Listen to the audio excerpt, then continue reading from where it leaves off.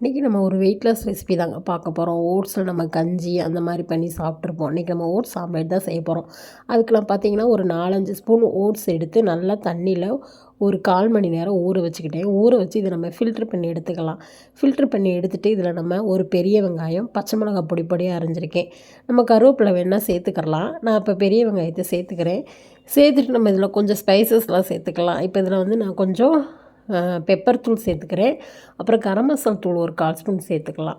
அப்புறம் மஞ்சத்தூள் ஒரு 1/4 ஸ்பூன் சேர்த்துட்டு ஜீரகத்தை நம்ம கையாலே நுணுக்கி கொஞ்சம் சேர்த்துக்கலாம்.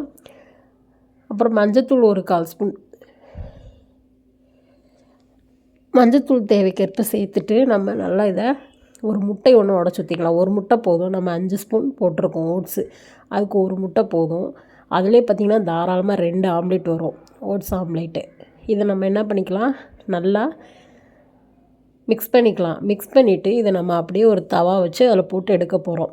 வெயிட் லாஸ் பண்ணுறதுக்கு நம்ம எப்போயுமே வந்து கொஞ்சம் டிஃப்ரெண்ட்டாக பண்ணி சாப்பிட்டோம்னா நம்ம வெயிட் லாஸ் பண்ணுறது, ஐயோ என்னடா நம்ம வெயிட் லாஸ் பண்ணுறோம் டயட்டில் இருக்கோம் அப்படின்ற ஒரு ஃபீலிங்கே இருக்காது இந்த மாதிரி செஞ்சு சாப்பிட்டோம்னா.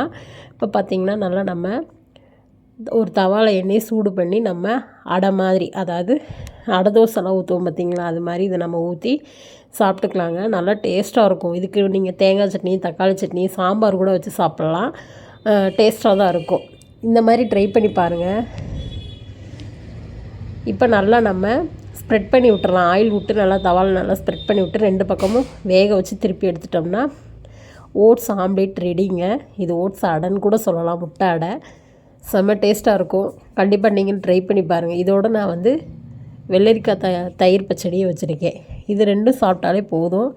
டயட்டில் இருக்கிறவங்க நமக்கு கொஞ்சம் வயிறு ஃபில்லிங்காகவும் இருக்கும்.